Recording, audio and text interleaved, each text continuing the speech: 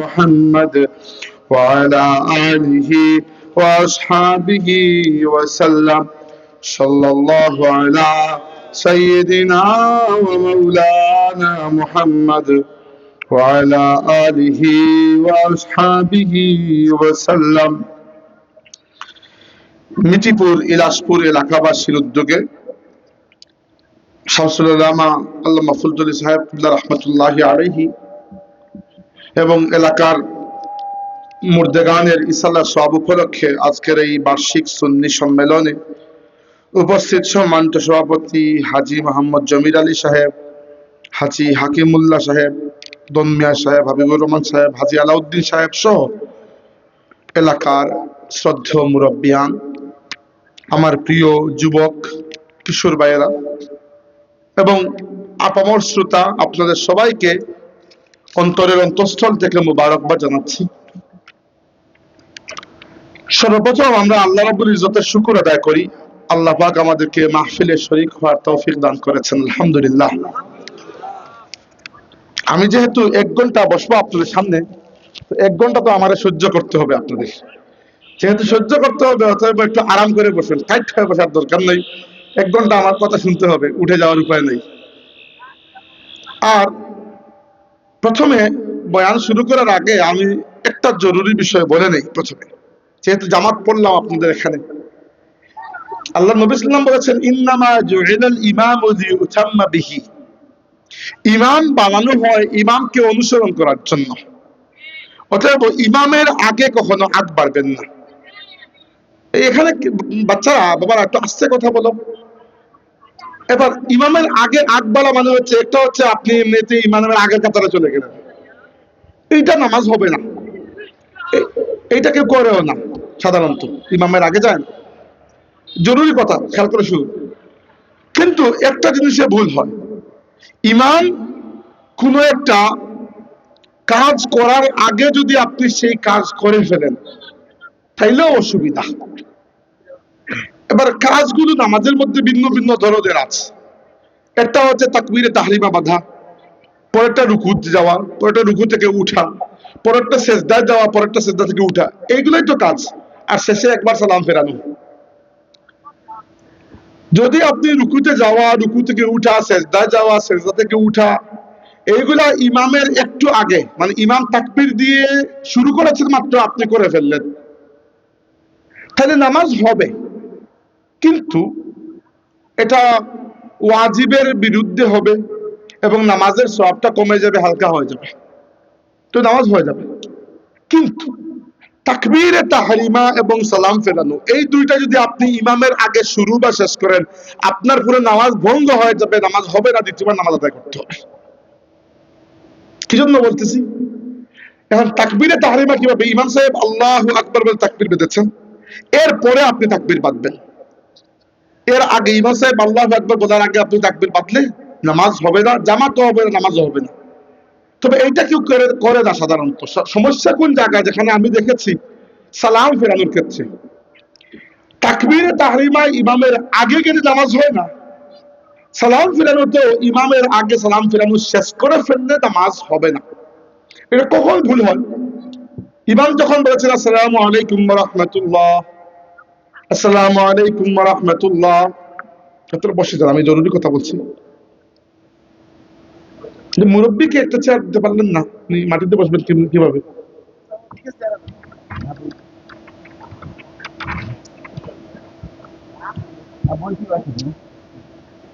উঠে বসে যান,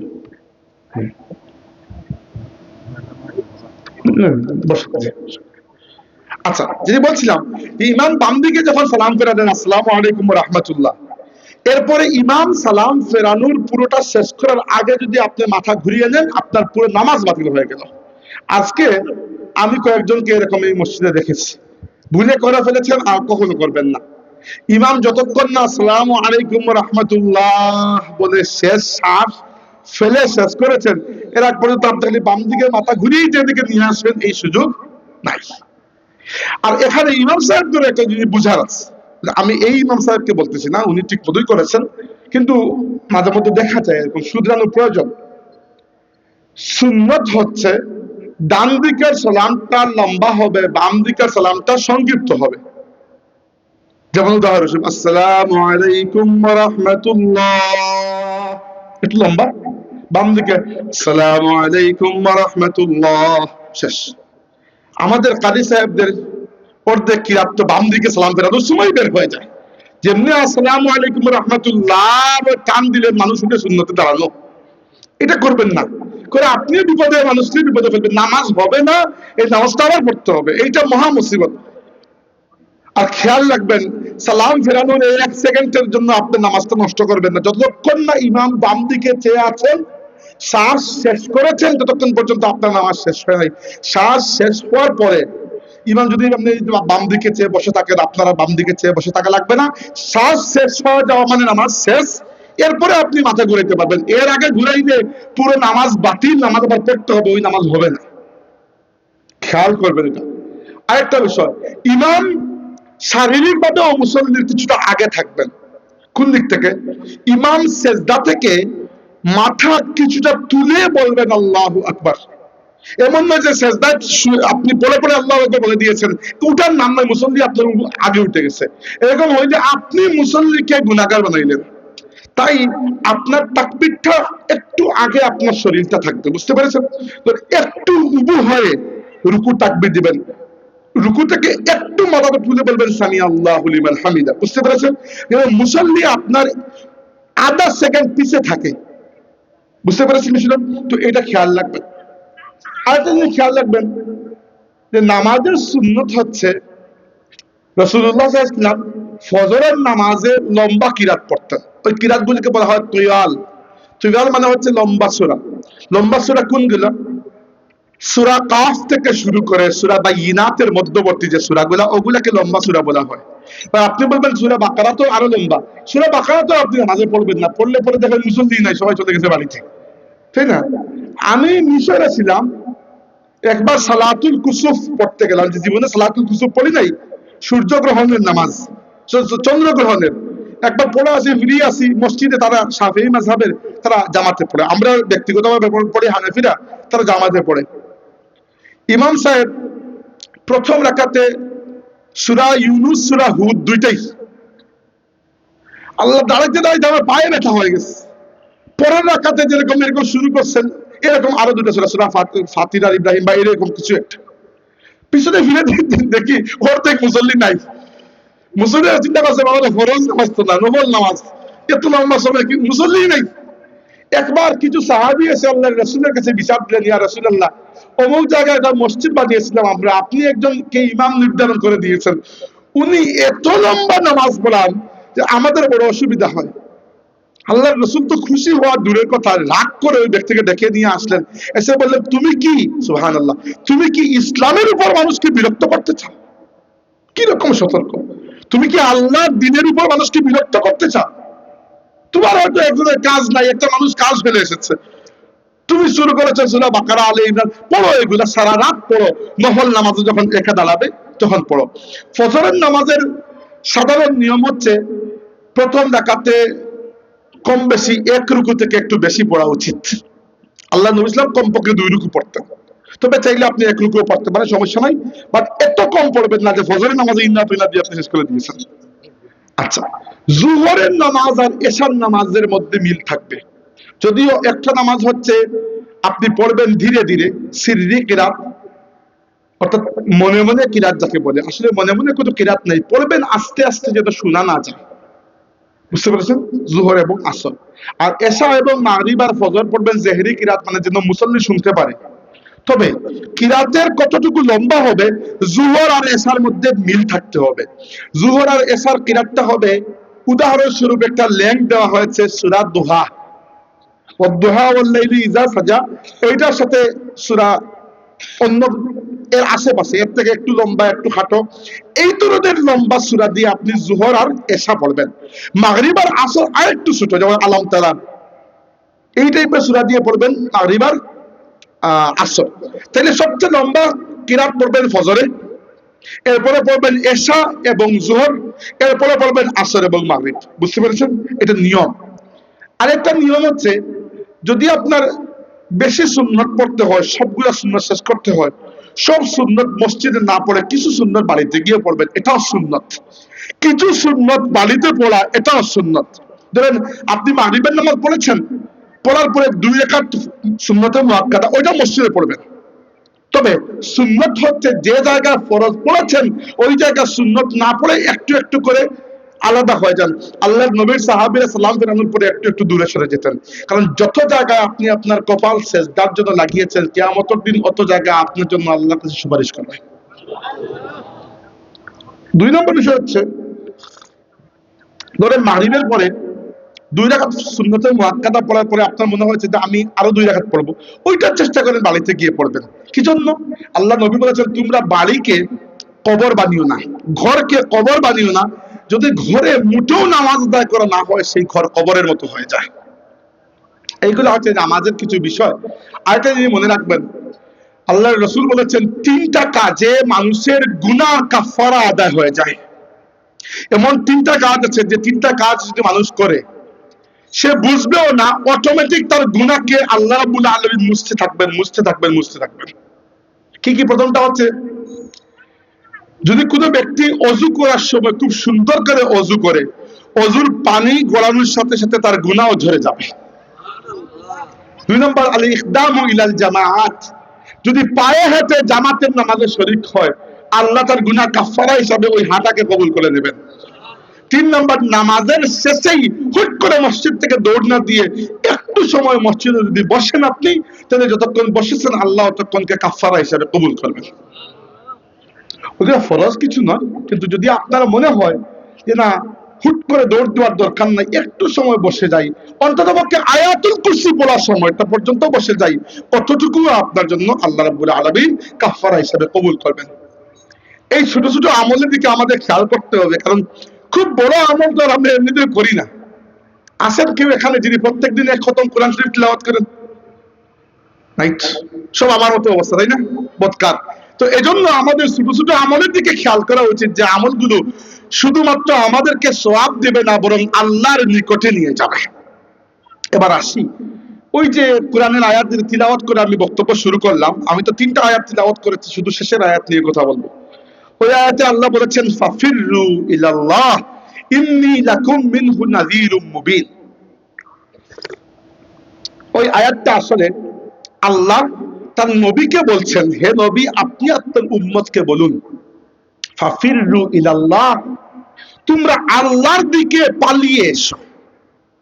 পালিয়ে নরমালি মানুষ যায়, দূরে যায়, এখানে উল্টা, তোমরা পালিয়ে এসো আল্লাহর দিকে। ইন্নী লাকুম মিনহু নাযীরুম মুবিন, আর এই কাজের ক্ষেত্রে আমি নবী তোমাদের জন্য স্পষ্ট সতর্ককারী হিসাবে আল্লাহর পক্ষ থেকে প্রেরিত হয়েছি। একটু ব্যাখ্যা করে বললে আপনি বুঝতে পারবেন। কয়েকটা বিষয় এখানে বুঝার আছে, বাট এত কঠিন কিছু না, আমি সহজ করে বুঝাই দেবো। বাট আমি চাই এগুলা বুঝবেন, আপনি খেয়াল করে বুঝেন। এগুলো দিনের একেবারে জরুরি জিনিস, একেবারে বেসিক মূল মৌলিক জিনিস এগুলা। প্রথম কথা হচ্ছে, আমরা দুনিয়াতে এসেছি কেন? 1। 2 নম্বর হচ্ছে আল্লাহ আমাদের কাছে চানটা কি চান? 3 নম্বর হচ্ছে যে আমরা সেই চাওয়াটা কিভাবে পূর্ণ করব। এত জিনিস আমাদের সামনে আছে, এই সব কিছুর মোহকে এক পাশে রেখে আল্লাহর দিকে কিভাবে পা বাড়াবো, আমরা আল্লাহর রহমতের মধ্যে কিভাবে প্রবেশ করব, আমরা আল্লাহর মায়ার মধ্যে কিভাবে প্রবেশ করব, এই সব প্রশ্ন আমাদের একেবারে বুনিয়াদি জরুরি প্রশ্ন। আমরা এগুলো করি না, কিন্তু প্রশ্নগুলো একেবারে বুনিয়াদি জরুরি প্রশ্ন। এই প্রশ্নগুলোর জবাব যদি আমাদের কাছে না থাকে, মানুষ হিসাবে জন্ম নেওয়ার কোনো অর্থ নাই, ছাগল হিসাবে জন্ম নিলেই হচ্ছে, ঠিক না? এবার আসেন এক এক করে শুরু করি। চাটা খুব ভালো হয়েছে, জন্য মাঝে মাঝে চা খাবো একটু। আমার মাহফিল থাকে বেশি, 3টা 4টা, গলার উপর দিয়ে খুব বেশি প্রেসার যায়, এজন্য চায়ের উপর আমি বেঁচে থাকি।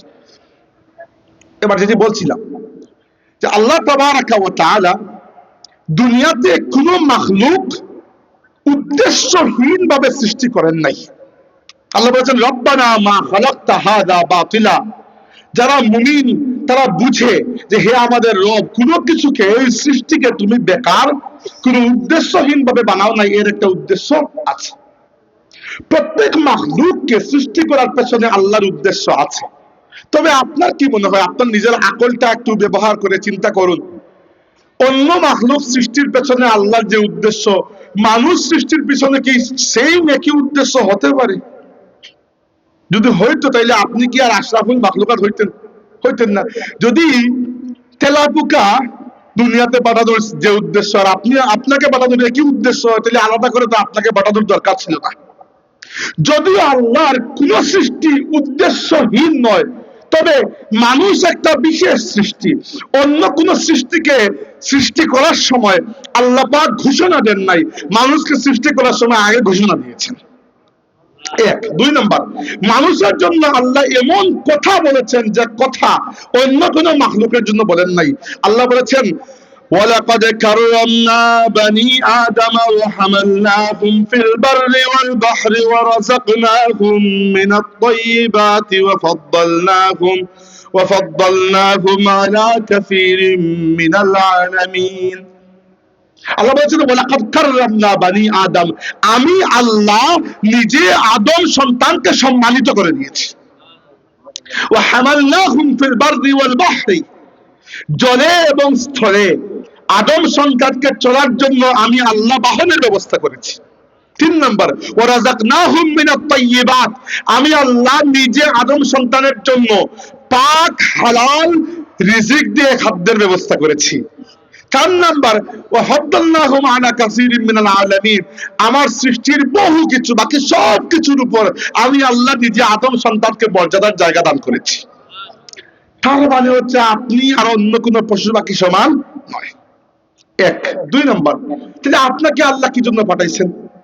এইটাও আল্লাহ রাব্বুল আলামিন কোনো গোপন রাখেন নাই, এটাও স্পষ্ট করে দিয়েছেন। এই যে আমি আয়াত তিলাওয়াত করলাম, এক মাত্র 3 আয়াত পড়েই গেলে আপনি পাবেন। আল্লাহ বলেছেন, وَمَا خَلَقْتُ الْجِنَّ وَالْإِنسَ إِلَّا لِيَعْبُدُونِ, আমি মানুষ এবং জিনকে শুধুমাত্র আমার ইবাদত করার জন্য সৃষ্টি করেছি।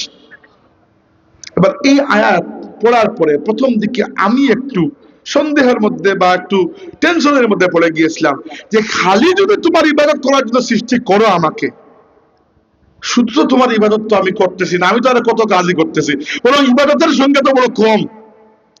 দৈনিক ফরজ ইবাদত তো আলী নামাজ, আর তো ফরজ ইবাদত দৈনিক তো কিছু নাই। রোজাও তো আপনি প্রত্যেকদিন রাখেন না, হজত তো প্রত্যেকদিন ফরজ নয়, যাকাত তো প্রত্যেকদিন তো না, তাই না? এই 5 ওয়াক্তের ফরজ নামাজ মিলাইলে সাথে যদি সুন্নত নফলও মিলানের পরও তো ঘন্টা 1.5 ঘন্টাও বেশি লাগার কথা না। তাইলে দেখা গেল যে আল্লাহ আমাকে শুধুমাত্র তার ইবাদতের জন্য বানিয়েছেন। সেই আল্লাহর ইবাদত আমি দিনে করছি মাত্র 1 থেকে 1.5 ঘন্টা, আর বাকি যে কাজের জন্য বানান নাই সেই কাজ করতে করতে জিন্দেগি বের হয়ে যাচ্ছে। আপনারও যদি এরকম মনে হয় থাকে, তাইলে আপনিও আমার মতো ইবাদত কি সেটার অর্থই বুঝেন নাই। আপনি শুধুমাত্র কয়েকটা আমলকে ইবাদত মনে করেছেন। আমল ইবাদতের একটা অংশ, আমল পরিপূর্ণ ইবাদত নয়। ইবাদত অনেক বড় একটা বিষয়। আজকে আপনাদেরকে আমি ইবাদত কি সেটা একটা ব্যাখ্যা দেব ইনশাআল্লাহ। প্রথমে মনে করুন,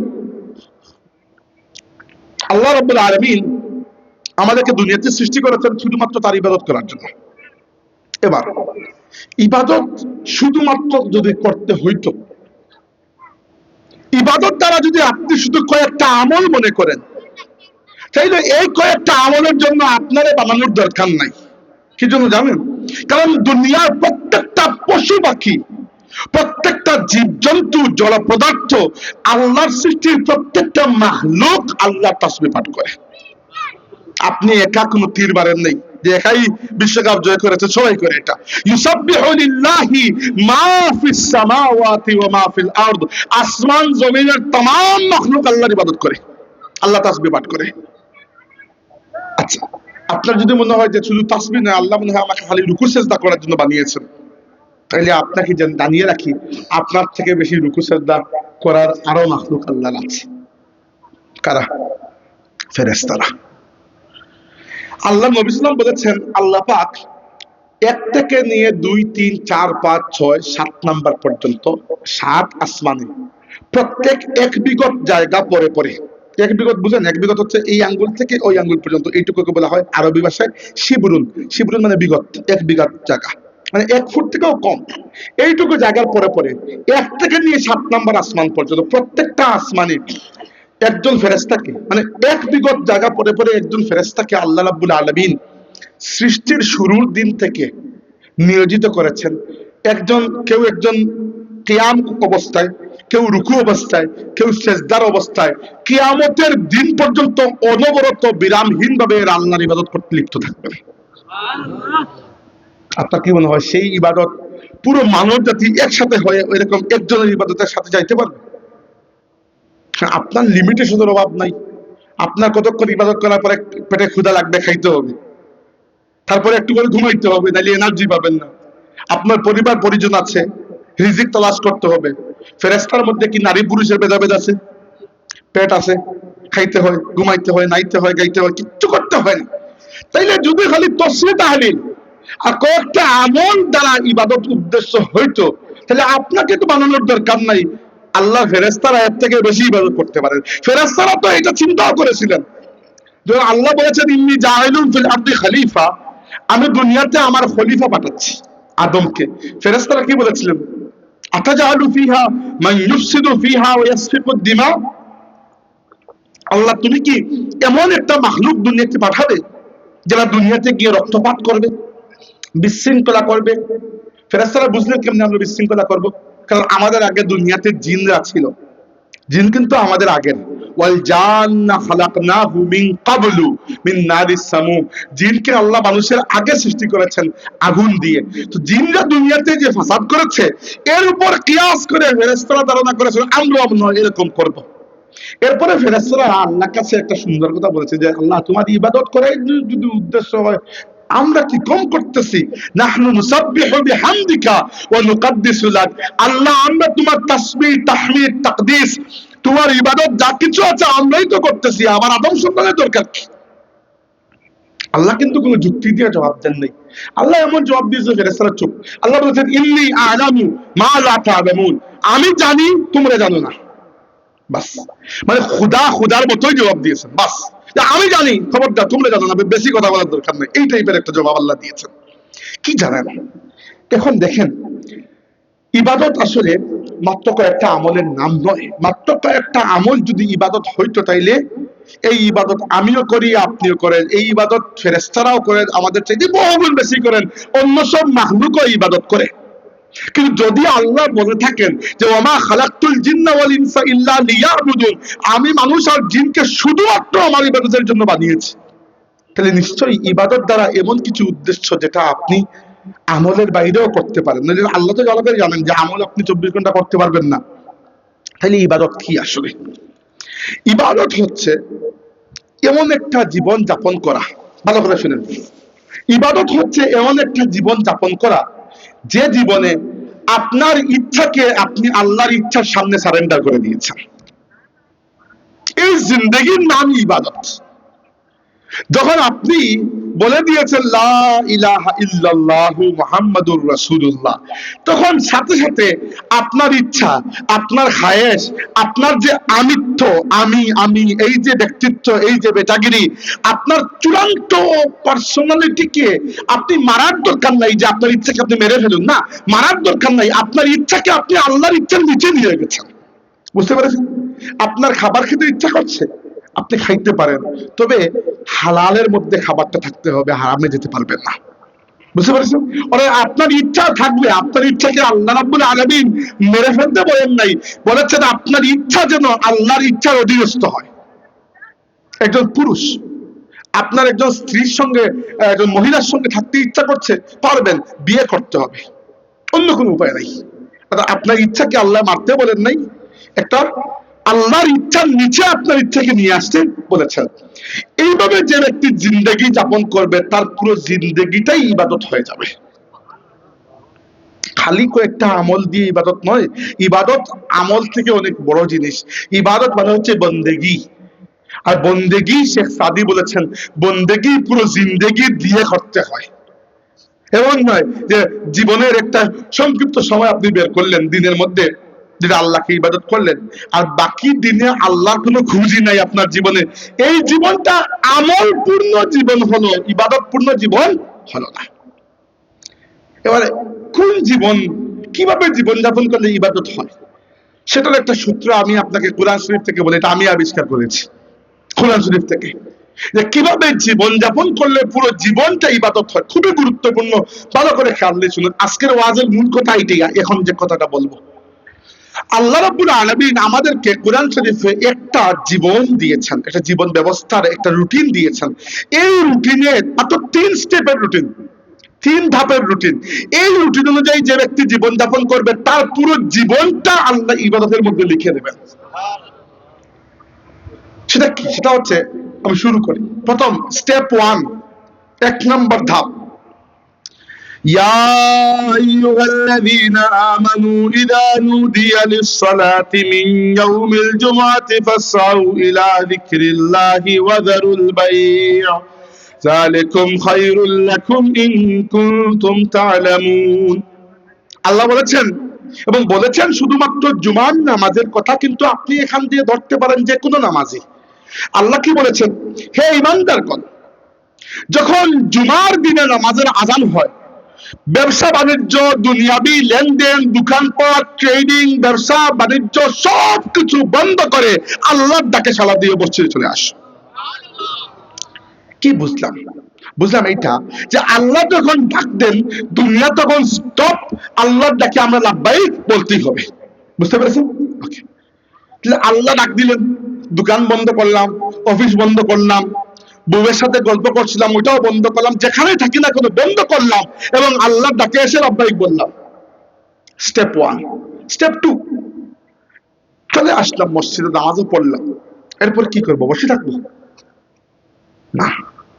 পরের আয়াত, পরের আয়াত না, আয়াত এখন শেষ করে পরের বাক্য, فإذا قضيت الصلاة فانتشروا في الأرض وابتغوا من فضل الله। নামাজ শেষ হওয়া মাত্র বেরিয়ে পড়ো, জমিনে ঘুরে বেড়াও, এবং আল্লাহ তোমাদেরকে যে রিজিক দিয়েছেন সেই রিজিক অন্বেষণ করো। Step number 2। ইসলাম কিরকম একটা ব্যালেন্স জীবন দিয়েছে দেখতে পাচ্ছেন? ইসলাম আপনাকে সন্ন্যাসী বানাইতে চায় নাই। হিন্দু, বৌদ্ধ, খ্রিস্টান সন্ন্যাসী যারা আছে এরা বিয়ে শাদীও করে না, সমাজ থেকে বিচ্যুত হয়ে দেখবেন হিমালয় পর্বতে গিয়ে বসে আছে। ইসলাম এইরকম জীবন আপনাকে দিতেই চায় না। ইসলাম কি বলছে? যে আল্লাহকে সেজদা দেওয়া শেষ হয়েছে, আল্লাহর ফরজ আদায় হয়েছে, বাস আর বসে থাকতে পারবে না। দায়িত্ব আছে। কি দায়িত্ব? যাও বেরিয়ে পড়ো, আল্লাহ তোমার জন্য রিজিক রেখেছেন, ওই রিজিককে অন্বেষণ করো। কেন করব? কারণ তলাবু কাসবুল হালালি ফারিদাতুন বাদাল ফারিদা। আল্লাহর ফরজগুলো আদায় হওয়ার পরে, নামাজ, রোজা, হজ, যাকাত যেগুলো আল্লাহ ফরজ করেছেন, আল্লাহর ফরজগুলো আদায় হওয়ার পরে সবচেয়ে বড় ফরজ হচ্ছে হালাল রিজিক তালাশ করা। চিন্তা করতে পারেন ইসলামে কিরকম ব্যালেন্স দিয়েছে আমাকে, যে আল্লাহ দেখেছেন দোকান বন্ধ, চলে আস। আল্লাহর ডাকে সাড়া দেওয়া শেষ হয়ে গেছে, দায়িত্ব আদায় হয়ে গেছে, বেরিয়ে পড়ো, রিজিক অন্বেষণ করো। এবং হালাল রিজিক অন্বেষণ করা ফরজ, এবং শুধু ফরজ নয়, এত বড় সওয়াবের বিষয়। আল্লাহর নবী বলেছেন, যে ব্যক্তি হালাল রিজিক অন্বেষণ করে নিজের স্ত্রীকেও একটা লুকমা খাবার খাইয়ে দিবে আদর করে ভালোবেসে, আল্লাহ তার প্রত্যেকটা লুকমার মধ্যে সৎকার সওয়াব দান করবেন। আল্লাহর নবী আমাদেরকে শিখিয়েছেন কিভাবে ব্যক্তিত্ববান হতে হয়। কারো কাছে হাত পাতি খাইলে কি ব্যক্তিত্ববান থাকতে পারবেন আপনি? না। নিজের রুজি নিজে করে খাইলে ব্যক্তিত্ববান। আল্লাহর নবী উদাহরণ দিয়ে শিখিয়েছেন, বলেছেন, ইন্না নাবিয়াল্লাহি দাউদ আলাইহিস সালাম লা ইয়াকুলু ইল্লা বিআমালি ইয়াদিহি। আল্লাহর নবী দাউদ আলাইহিস সালাম জীবনে কখনো নিজের হাতে রুজি না করে একটা লুকমা খাবার খান নাই। তাহলে ইসলামের 2 ধাপ শিখলাম আমরা ইসলামী জীবনের। প্রথম ধাপ কি? যে আল্লাহ ডেকেছেন, দুনিয়া বন্ধ, দুনিয়াকে ভাঙার দরকার নাই, জাস্ট দোকান যে জায়গায় আছে ওই জায়গায় কেসটা তালা দিয়ে চলে আসে। গল্প বন্ধুর সাথে যে জায়গায় করতেছেন পরে কি আবার করবেন, দরকার নাই যে বন্ধুর সাথে বন্ধুতে ভেঙে চলে আসবেন, আপাতত স্টপ, চলে আসেন, এসে আল্লাহ তাকে সাড়া দেন। সাড়া দেওয়া হয়ে গেছে, বাস এখানে বসে সারাদিন জীবনের দরকার নাই, সারাদিন বসে সুবহানাল্লাহ সুবহানাল্লাহ তাসবিহ করার দরকার নাই। চলে যান দোকানে, কি দোকানদারি করুন, কারণ হালাল রিজিক অন্বেষণ করে আপনার উপর ফরজ, এটা কোনো নফল কাজ নয়। 3 নম্বর স্টেপ সবচেয়ে গুরুত্বপূর্ণ, ওয়াযকুরুল্লাহা কাসীরান লাআল্লাকুম তুফলিহুন। যেখানেই যাও তোমরা আল্লাহকে অধিক হারে স্মরণ রেখো, যেন দুনিয়া আখিরাতে সফল হইতে পারো। হোয়াট ডাজ ইট মিন? অর্থ কি? অর্থ হচ্ছে মসজিদ থেকে যাওয়ার সময় আল্লাহরে মসজিদে রেখে যাইও না। বুঝতে পেরেছেন কাহিনীটা কি বলতেছি? দোকানে যেখানে যাচ্ছ সেখানেও আল্লাহকে নিয়ে যাও। মানে কি?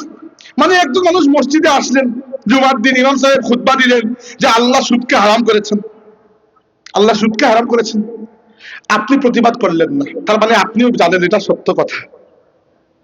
যে আল্লাহ সুদকে হারাম করেছেন সেই আল্লাহকে আপনি সেজদাও দিয়েছেন। যে ইমাম বলেছে যে সুদ হারাম, ওই ইমামের পিছনে আপনি নামাজও পড়েছেন, তার মানে আপনিও জানেন সুদ হারাম, আপনি মেনেছেন। সেজদা টেজদা দিয়ে দোয়া করে মোনাজাত করে আবার গিয়ে সুদের ব্যবসা শুরু করে দিয়েছেন। তার মানে হইল যে আপনি বুঝাইতে চাচ্ছেন যে আল্লাহ তোমার আমি মসজিদেই বন্দি করে দেখে গেছি, তোমার আমি সাথে আমার ব্যবসা প্রতিষ্ঠানে নিয়ে যাই নাই। আপনি আল্লাহকে এসে সেজদা দিয়ে অফিসে গেছেন, বড় বাবু আপনি একটা সিগনেচার দিলে একজন মানুষের পেনশন ছুটে যায়। আপনি এই অফিস থেকে ওই অফিস, এই অফিস থেকে ওই অফিস 10 দিন 15 দিন ঘুরাইতেছেন তারে।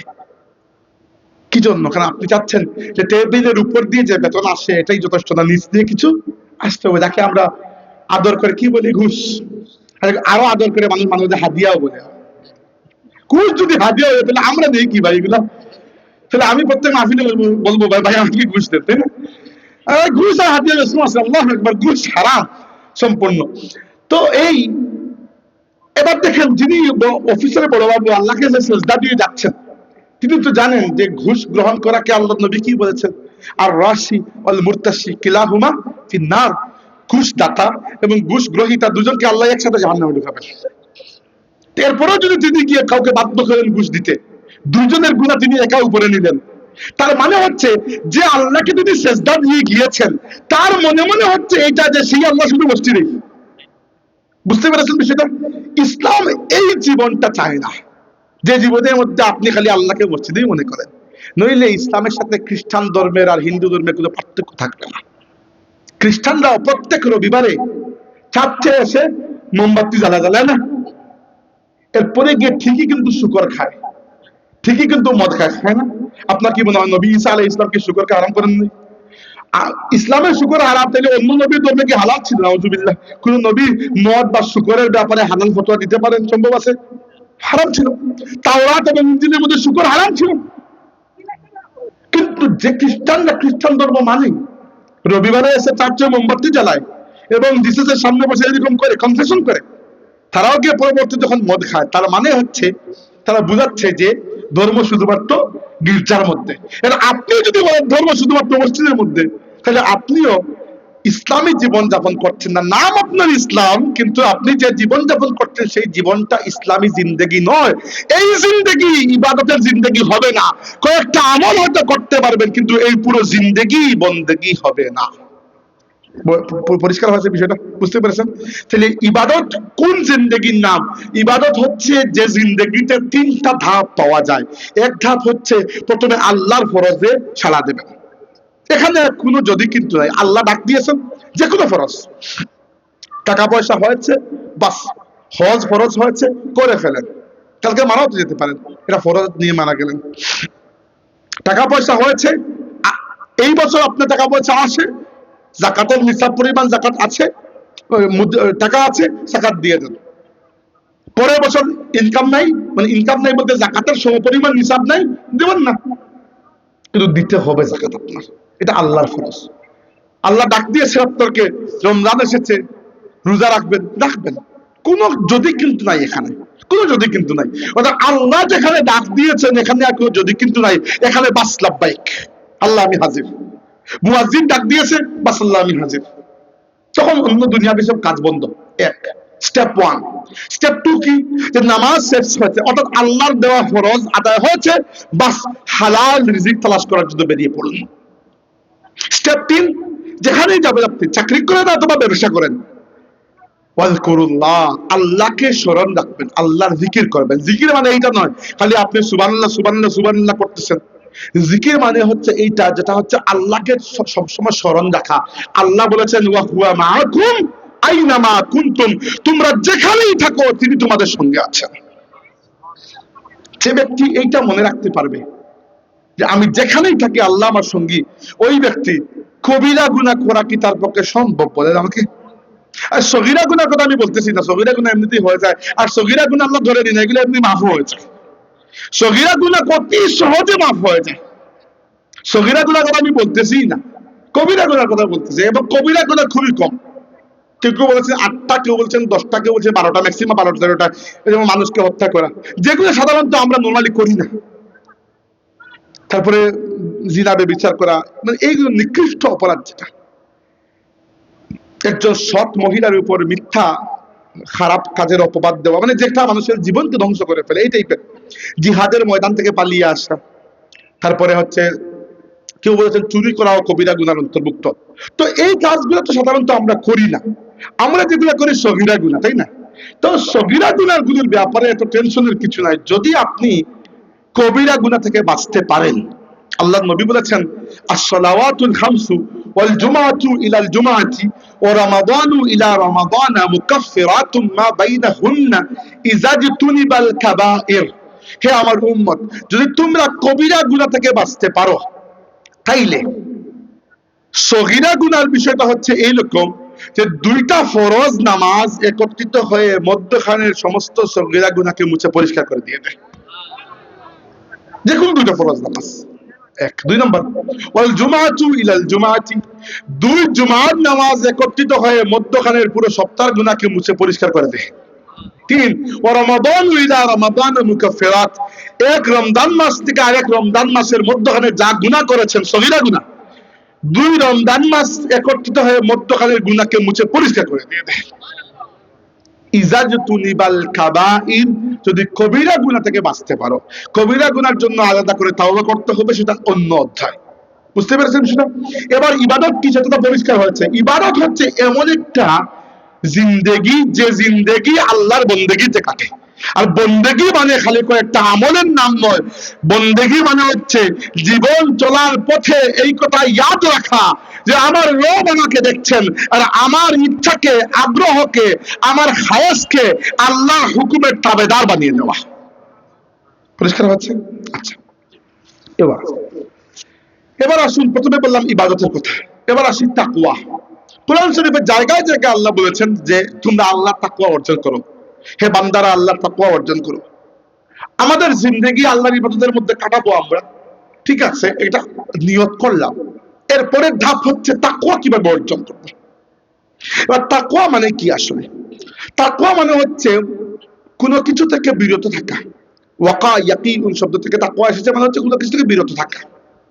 আবার তাকওয়া বলতে কেউ কেউ আল্লাহর ভয় বুঝিয়েছেন, খাউফুল্লাহ, খাশিয়াতুল্লাহ, আল্লাহর ভয়। এবার তাকওয়া কিভাবে অর্জন করতে হয়, এটা একটা চিন্তার বিষয়। কারণ কি, দেখেন কোরআন শরীফের মধ্যে আল্লাহ এমন কিছু নির্দেশ দিয়েছেন, যে নির্দেশগুলো আমরা মানব, ঠিক আছে, কিন্তু এগুলো মানার জন্য বুঝতে হবে, প্রথমে বুঝাই কষ্টকর। উদাহরণস্বরূপ আল্লাহ বলেছেন, ইয়া আইয়ুহান নাসু তাকু রাব্বাকুম, হে মানুষেরা তোমাদের রব আল্লাহর তাকওয়া অর্জন করো, আল্লাহকে ভয় পাও। প্রশ্ন হইল, ভয় তো পাবো, প্রশ্ন হচ্ছে কিভাবে পাবো? ধরেন এখানে আপনারা বসে আছেন, হঠাৎ করে একটা বাঘ ঢুকলো, আল্লাহ মাফ করুন, ভয় পাবেন আপনি। হঠাৎ করে উপর থেকে একটা সাপ পড়ে গেল, ভয় পাবেন আপনি। তো আল্লাহকে কি এইভাবে ভয় পাবো যেভাবে সাপকে ভয় পাই? বেশকম তো নিশ্চয় কিছু একটা আছে। তো এই বেশকম কিভাবে দেখিয়ে দেবে কে? কেউ তো একজন ভয় পেয়ে দেখিয়ে দিতে হবে যে কিভাবে ভয় পাইতে হয়। এই দেখিয়ে দেওয়ার জন্য আল্লাহ তার রাসূলকে পাঠিয়েছেন। এই জন্য আল্লাহ পাক আসমান থেকে শুধু কোরআন পাঠান নাই, আল্লাহ রাব্বুল আলামিন প্রথমে রাসূল পাঠিয়েছেন, এরপরে রাসূলের মাধ্যমে আমাদেরকে কিতাব দিয়েছেন। এই সবগুলো কথার খুলাসা পরে বলছি, আপাতত সবগুলো আলাদা করে বুঝেন। প্রথম আমি ইবাদতের কথা বলেছি, ইবাদত কাকে বলে, এখন বলছি তাকওয়া কাকে বলে। এবার এই যে রাসূল পাঠিয়েছেন, রাসূলের দরকার কি? রাসূলের দরকার হচ্ছে আল্লাহ রাব্বুল আলামিন কিতাব পাঠিয়েছেন কোরআন, যেটা হেদায়েতের কিতাব। কিন্তু এই কিতাব আপনার আমার পক্ষ থেকে আসে নাই। এই কিতাবের মধ্যে আপনার আমার কথা নাই, কথা আছে মহাবিশ্বের সৃষ্টিকর্তা। অতএব আল্লাহ আপনার আমার লেভেলে কথা বলেন না, আল্লাহ তার খুদাই লেভেলে কথা বলেন। এই কথার মধ্যে অনেক সময় অনেক কিছু আমরা বুঝতে পারি না। তাই মানুষের মধ্য থেকে আল্লাহ পাক কিছু বান্দাকে সিলেক্ট করেছেন, যাদেরকে আল্লাহ নবী বানিয়েছেন, এদেরকে সেই কিতাবে হিদায়াত দিয়েছেন এবং দুনিয়ার জন্য এদেরকে আল্লাহ উসওয়াতুন হাসানাতুন, উত্তম জীবন আদর্শ মডেল বানিয়ে পাঠিয়েছেন। আমরা যদি রাসূলকে দেখে দেখে অনুসরণ করি, আমাদের তাকওয়া অর্জন হয়ে যাবে। উদাহরণস্বরূপ আল্লাহ নবী সাল্লাল্লাহু আলাইহি ওয়াসাল্লাম আমাদেরকে তাকওয়া শিখিয়েছেন। তাকওয়া কি জন্য বলছি? তাকওয়া ইবাদতের সাথে খুবই জরুরি, একসাথে মিলে এই দুটা।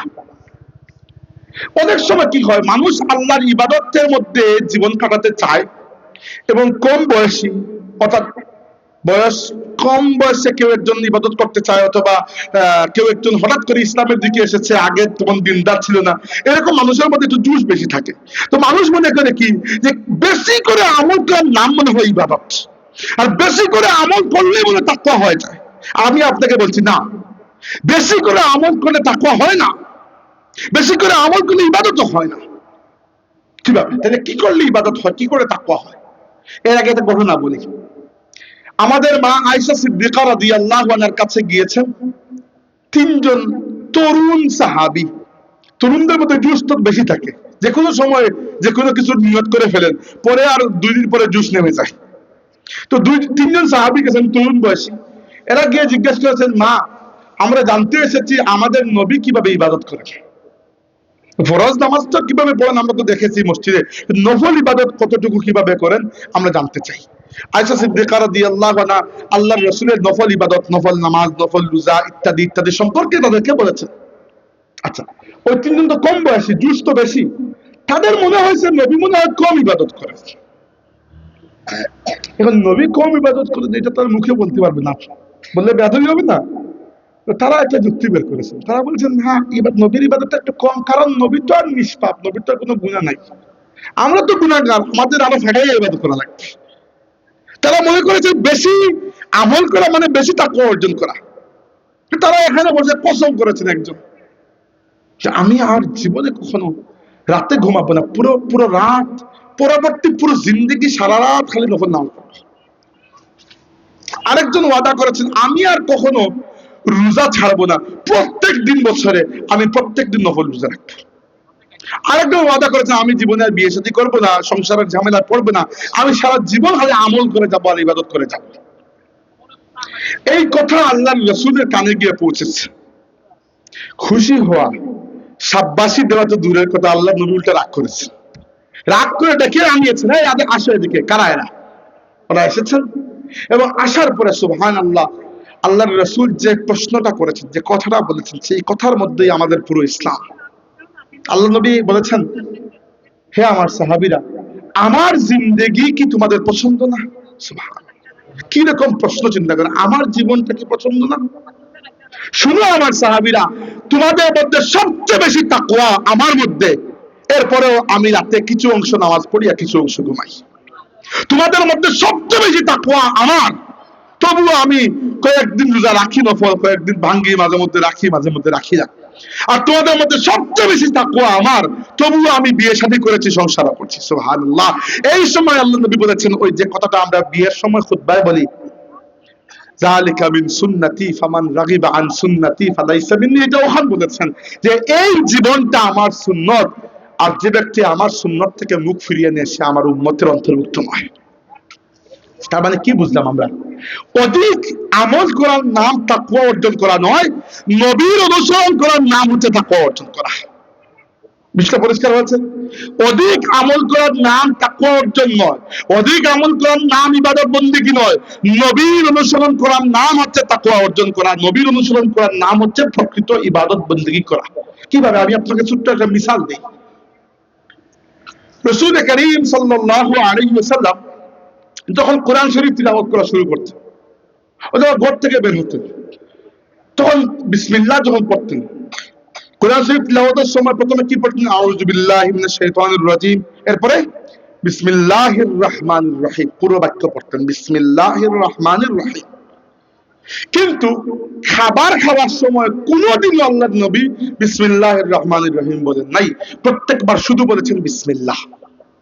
শুধু কি বলেছেন? বিসমিল্লাহ। এবার যদি আপনি নবীর অনুসরণ করেন তাইলে আপনাকেও বলতে হবে কি বিসমিল্লাহ।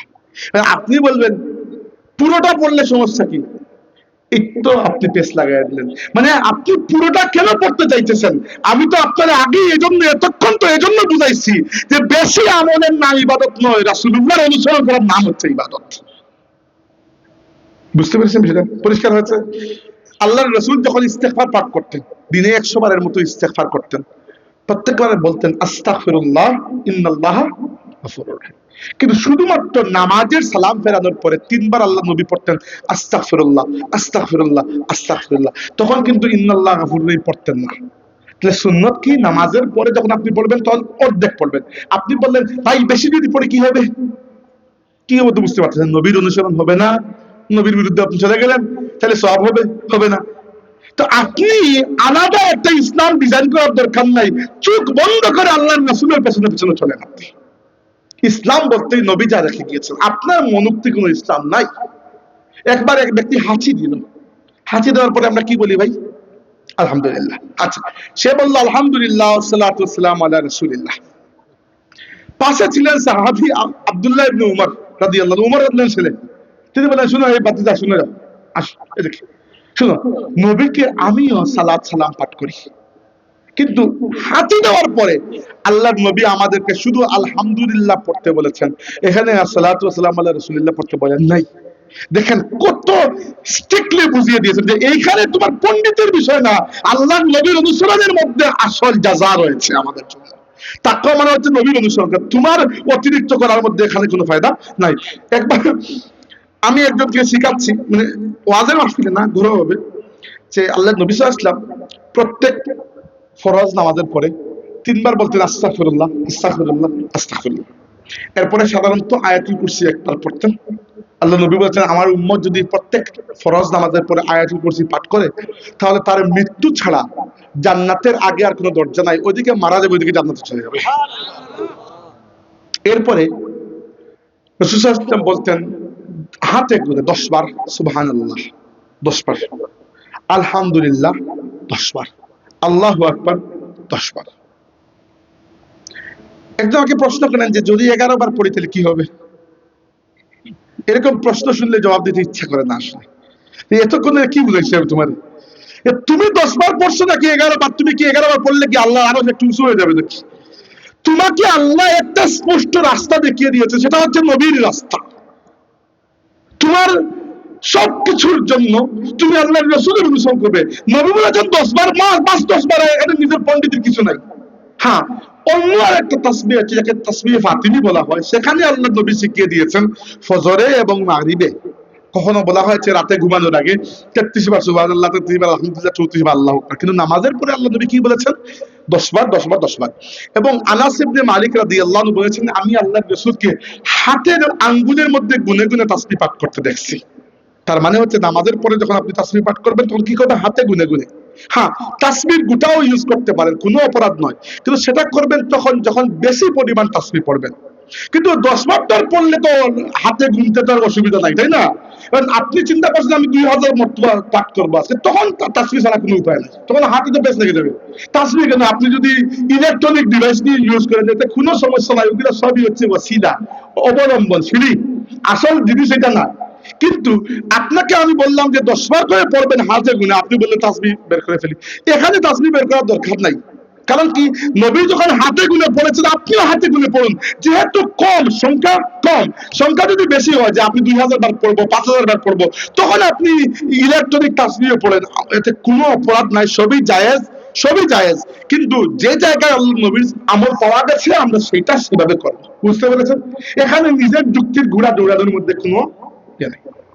তাহলে তাকওয়া মানে কি? নবীর অনুসরণ করা। হ্যাঁ, তাকওয়া মানে হচ্ছে আল্লাহর ভয়, কিন্তু আল্লাহকে কিভাবে ভয় পাইতে হবে এটা তো আমরা জানি না। যে বাঘকে যেভাবে ভয় পাই আল্লাহকে কি সেভাবে ভয় পাবো? সাপকে যেভাবে ভয় পাই আল্লাহকে কি সেভাবে ভয় পাবো? বউকে যেভাবে ভয় পাই আল্লাহকে কি সেভাবে ভয় পাবো? কিভাবে পাবো? নবী আল্লাহকে ভয় পেয়ে দেখিয়ে দিয়েছেন যে আল্লাহকে এইভাবে ভয় পাইতে হয়। বুঝতে পেরেছেন? এবার আসুন আমরা কি বললাম, ইবাদত কি সেটাও বললাম, তাকওয়া কিভাবে অর্জন করতে সেটা বললাম। এবার শেষটা আসি, আল্লাহর মহব্বত। এটা বলে বেশি লম্বা করে আল্লাহ এগুলো হয়ে গেছে 5 মিনিটের। এবার আল্লাহর মহব্বত, মনে রাখবেন একটা কথা, আল্লাহর রহমত আর আল্লাহর মহব্বত এক জিনিস নয়। আবার বলছি, আল্লাহর রহমত আর আল্লাহর মহব্বত এক জিনিস নয়। রহমত অনেক বেশি, অনেক বড়, এবং রহমত আমভাবে আল্লাহ সবার উপরে রহমত করেন। আল্লাহ কাফিরের উপরে রহমত করেন না, রহমত করলে তাকে কি খাবার দিচ্ছেন? কিন্তু মহব্বত শুধুমাত্র খাস কিছু মানুষের জন্য। মহব্বত কি সবার জন্য হয়? আপনি রাস্তায় একটা পশু পাখি পেলেও তো দয়া করবেন। দয়া আর প্রেম কি এক জিনিস? দয়ার ভালোবাসা কি এক জিনিস? এক জিনিস না। তো রহমত আল্লাহ সবার প্রতি করেন। তো আল্লাহর রহমতের মধ্যে প্রবেশ করা এত কঠিন কিছু নয়। আমাদের নবীর ওসিলায় আমাদের এত বেকাগিরি। আমাদের নবী একবার কাঁদছিলেন তার উম্মতের মায়ায়, জিবরাইলকে আল্লাহ পাঠিয়েছেন, দেখে আসো আমার হাবিব কি জন্য কাঁদেন। আল্লাহ নবী সাল্লাল্লাহু আলাইহি ওয়াসাল্লাম বলেছেন, জিবরাইল আল্লাহকে গিয়ে বলবে আমি আমার উম্মতের মায়ায় কাঁদছি, কিয়ামতের দিন আমার গুনাহগার উম্মতের কি হবে? আল্লাহ যদি বিচার শুরু করে দেন, আল্লাহ বিচার করলে তার রেহাই পাওয়ার উপায় নাই। আল্লাহ নবী নিজে বলেছেন, মান নুকিশাল হিসাবা উযিবা, আল্লাহ যার বিচার করতে শুরু করবেন তাকে আযাব দিয়েই ছাড়বেন। আমার উম্মতের কি হবে? আল্লাহ রাব্বুল আলামিন গিয়ে জিবরাইলকে খবর পাঠালেন, জিবরাইল তুমি যাও, গিয়ে আমার বন্ধুকে গিয়ে বলো আমি আল্লাহ আমার আরশের উপরে একটা বাক্য লিখে রেখেছি। ওই বাক্যতে লেখা আছে, ইন্না রাহমাতি সাবাকাত গাদাবি, আমি আল্লাহর রাগের উপর আমি আল্লাহর রহমত বিজয়ী হয়ে গেছি। রাগও আমি আল্লাহ করি। আল্লাহর রাগকে কি বলা হয়? গজব। গাদাব মানে হচ্ছে রাগ। তো আমি আল্লাহ রাগও করি, কিন্তু আমার রাগের চাইতে আমার রহমত বহুগুণ বেশি। এই শুনে আল্লাহ নবী হিসেবে দিয়েছেন যে আমার উম্মতের একটা কি তারা হবে। আল্লাহ যদি এত দয়া আসলে আমরা পাবো ইনশাআল্লাহ। এতে কোনো দয়া তো এখনো পাচ্ছি না, পাইলে কি আমাদের কোনো অস্তিত্ব থাকতো? আমার আপনার কি মনে হয়? একটা সেকেন্ডের জন্য আল্লাহ আল হাইয়ুল কাইয়ুম যদি দয়ার দৃষ্টি ফিরিয়ে নেন, আপনি আমি তো খুঁজেই পাওয়া যাবে না। দেখেন, অক্সিজেনের কথা চিন্তা করেন। এই পৃথিবীতে বায়ুমণ্ডলে শুধু অক্সিজেন নয়, কত ধরনের গ্যাস আছে। অক্সিজেন আছে, কার্বন ডাই অক্সাইড আছে যেটা আপনি ছাড়তেছেন, মিথেন গ্যাস আছে, নাইট্রোজেন আছে, হাইড্রোজেন, আর কি কি হাবি জাবি কত কিছু। অক্সিজেন মানুষের মানে এই সমস্ত হাওয়ার মধ্যে অক্সিজেনের পার্সেন্টেজ হচ্ছে 28 কত পার্সেন্ট জানি। এবং বিজ্ঞানীরা বলেছেন এক্স্যাক্টলি এত পার্সেন্ট অক্সিজেন মানুষের দরকার, এবং এক্স্যাক্টলি যতটুকু দরকার অতটুকু আল্লাহ হাওয়ার মধ্যে রেখেছেন। এর থেকে 0.01 বেশি নয়, 0.01 কম নয়। সুবহানাল্লাহ। মানে কি পরিমাণ প্রিসাইজ একটা। যদি 5টা সেকেন্ডের জন্য আল্লাহ অক্সিজেন বন্ধ করে, চিন্তা করে কি হবে? বাকি পানি বন্ধ করে তো তাও তো কোন টাকা নিয়ে বাঁচতে পারবে। অক্সিজেন বন্ধ হইলে বাঁচার উপায় আছে? অথবা বন্ধ হওয়ার দরকার নাই। যদি আল্লাহ অক্সিজেনের মাত্রা কমিয়ে দেন আর হাইড্রোজেনের মাত্রা বাড়িয়ে দেন, আপনার ভেতরে আগুন ধরে যাবে। যদি আল্লাহ অক্সিজেনের মাত্রা কমিয়ে দেন, মিথেন গ্যাসের পরিমাণ, বায়ুমণ্ডলের সব গ্যাস আছে, কিন্তু আল্লাহ আপনার নাককে এমন ভাবে ফিল্টারিং করেছেন, আপনার নাক যখন শ্বাস টান দেয় শুধু অক্সিজেনটা নেয়, বাকি সমস্ত গ্যাস বাইরে রেখে দেয়। আপনি কি রহমতকে অস্বীকার করতে পারবেন? প্রয়োজন কি? প্রয়োজন হচ্ছে ওই যে খাস যেটা মহব্বত, ওইটার মধ্যে প্রবেশ করবে। এবং আমি আপনাকে বলি, আল্লাহর মহব্বতের মধ্যে প্রবেশ করার সেই রাস্তা যেটা আল্লাহ তাকওয়ার মধ্যে প্রবেশ করার রাস্তা, অর্থাৎ নবীর অনুসরণ। উপায় নাই আর। দলিল কি? কোরআন শরীফে আল্লাহ বলেছেন, কুল ইন কুনতুম তুহিব্বুনাল্লাহা ফাত্তাবিউনি ইউহিব্বুকুমুল্লাহু ওয়া ইয়াগফির লাকুম যুনুবাকুম। কুল, হে নবী আপনি বলুন, আপনি নিজে উম্মতকে বলুন, ইন কুনতুম তুহিব্বুনাল্লাহ, তোমরা যদি আল্লাহকে মহব্বত করো বা মহব্বতের দাবি করো, ফাত্তাবিউনি, অতএব আমার অনুসরণ করো। যদি আল্লাহকে মহব্বত করো বা মহব্বত করতে চাও, একমাত্র পথ হচ্ছে আমার অনুসরণ করো। ইউহিব্বুকুমুল্লাহ, তোমরা আর মহব্বত করা লাগবে না, আল্লাহ নিজেই তোমাদেরকে তার মহব্বতের মধ্যে নিয়ে নেবেন। যাদেরকে আল্লাহ তার মহব্বতের মধ্যে নিয়ে নেন, এদেরকে আমরা ওলি আল্লাহ বা আল্লাহর বন্ধু বলি।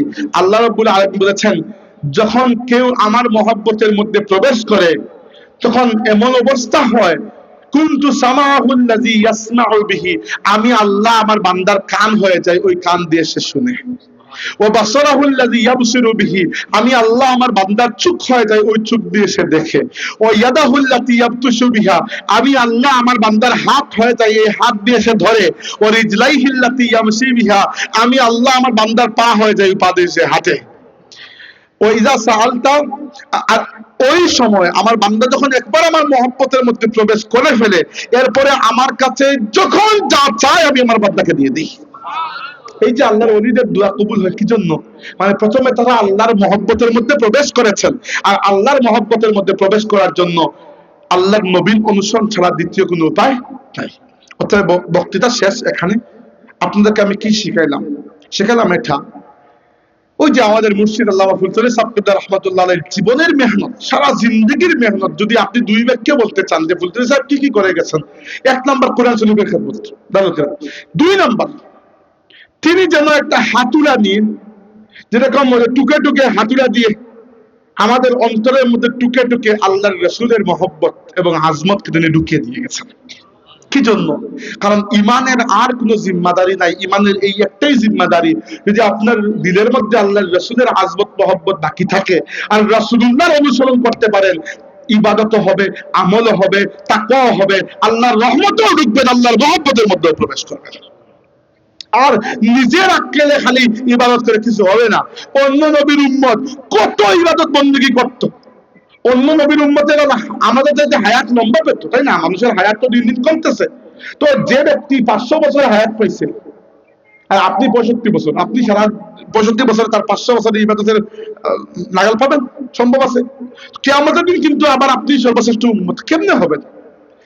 আপনার নবীর ওসিলায়, যেহেতু আল্লাহ আপনাকে হায়াত কমাই দিচ্ছেন, কিন্তু আপনার নবীর ওসিলা আল্লাহ আপনাকে বোনাস পয়েন্ট দিয়ে দিচ্ছেন। 7 বছরে আল্লাহ একটা রাত আপনাকে দিয়েছেন, নাম হচ্ছে লাইলাতুল কদর। আল্লাহ বলেছেন লাইলাতুল কদরি খায়রুম মিন আলফি শাহর, লাইলাতুল কদরের ওই এক রাত 1000 মাসের চাইতে উত্তম।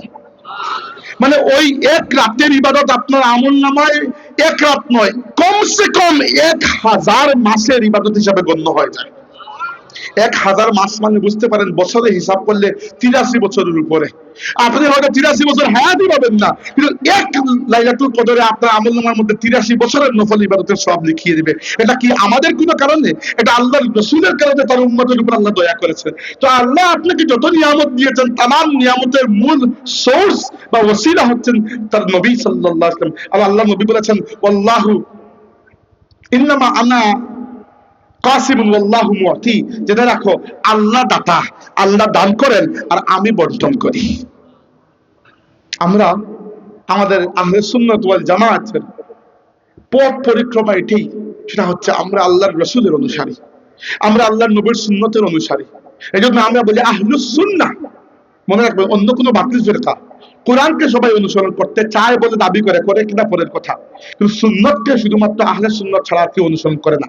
ওই যে শিয়া, খারেজি, রাফেজি, মুতাজিলা, অন্যান্য বিভিন্ন গোষ্ঠী, এরা কেউ সুন্নতকে মানে না। সুন্নতকে না মানার কারণে কি হয়? কোরআনকে যেমনি ইচ্ছা নিজের ইচ্ছা মতো ব্যাখ্যা করে, নিজেও গুমরা হয়, মানুষকে গুমরা করে। ওই দিন দেখলাম এক দল আমেরিকায় নাম দিয়েছে নিজের প্রগ্রেসিভ মুসলিম, নতুন একটা দল হয়েছে। এরা নামাজের মধ্যে শুধুমাত্র রুকু আর সেজদা করে, কিয়ামও করে না, বসেও না। কারণ কোরআন শরীফে শুধু রুকু সেজদার কথা এসেছে, আর কিছু আসে নাই। হিদায়াতের সোর্স কি কোরআন একা? না আল্লাহ নবীও হিদায়াতের সোর্স? আল্লাহ নবীও তো রাসূলুল্লাহ যখন নামাজ পড়েছে সাহাবীদেরকে কি বলেছেন? যাও কোরআন খুলে নামাজ শিখে আসো। বলেছেন সাল্লু কামা রাআইতুমুনি উসাল্লি, যেভাবে আমাকে নামাজ পড়তে দেখতেছো এইভাবে নামাজ পড়ো। হজে যখন গিয়েছে হজ করতে, কি বলেছেন? যা কোরআন খুলে হজ শিখে আসো। না, কোরআন তো মালিকের কালাম, মালিক বলেছেন নামাজ কায়েম করো, বাস মালিকের কাজ শেষ। এখন নবী দেখিয়ে দিবেন কিভাবে নামাজ পড়তে হবে। মালিক বলেছেন আতিমুল হজ্জা ওয়াল উমরাতা লিল্লাহ, আল্লাহর ওয়াস্তে, আল্লাহর জন্য নামাজ, হজ এবং উমরা করো, বাস মালিকের কাজ শেষ। নবী যখন হজ করতে গেছেন বলেছেন খুযু আন্নী মানাসিকাকুম, এই শুনো, তোমাদের হজের নিয়ম কানুন আমার কাছ থেকে দেখে শিখে নাও। বুঝতে পেরেছেন?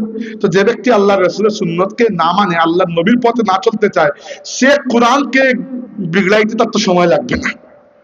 শয়তানও তাকে সাথ দেবে, আর সেও তো ফাদাল্লু ওয়া আদাল্লু দালালান বাঈদা। অতএব মুক্তির একমাত্র পথ হচ্ছে আল্লাহর রাসূলের অনুসরণ। আর আমাদের এই সিলসিলার মূল পথ একটাই, সেটা হচ্ছে আল্লাহর কিতাব এবং আল্লাহর রাসূলের সুন্নতের অনুসরণ। এই সিলসিলা কোনো ব্যক্তি বিশেষের উপর টিকে নাই, যে কোনো ব্যক্তি বিশেষের জিন্দাবাদ দিয়ে আমাদের কাজ শেষ। ফুলতলি সাবতুল্লাহ রহমতুল্লাহ আলাইহি আমাদেরকে আল্লাহর রাসূলের সুন্নতের অনুসারী, আল্লাহর কিতাব কোরআনের খাদিম, আল্লাহর রাসূলের ইজ্জত আজমতের পাহারাদার বানিয়ে গেছেন। আমাদের তাকওয়া, আমাদের মহব্বতে খুদা, আমাদের মহব্বতে রাসূল, আমাদের ইবাদত বন্দেগী সবকিছু একটা জিনিসের উপর নির্ভর করে যে আমরা রাসূলুল্লাহর পথে চলছে কিনা, রাসূলুল্লাহর অনুসরণ করছে কিনা। আপনাদেরকে আমি ভিক্ষা চাই, আপনাদের কাছে কোন জায়গায় অধিক ইবাদত, অধিক আমল এগুলোর উপর ফোকাস করবেন না, ফোকাস করবেন নবী কিভাবে করেছেন ওইভাবে আমি করব। বাস, আল্লাহ এর মধ্যে বরকত দিবেন। আল্লাহ পাক কবুল করুন। ওয়া আখিরু দাওয়ানা আলহামদুলিল্লাহি রাব্বিল আলামিন। দুরূদ শরীফ পড়ুন সাল্লাল্লাহু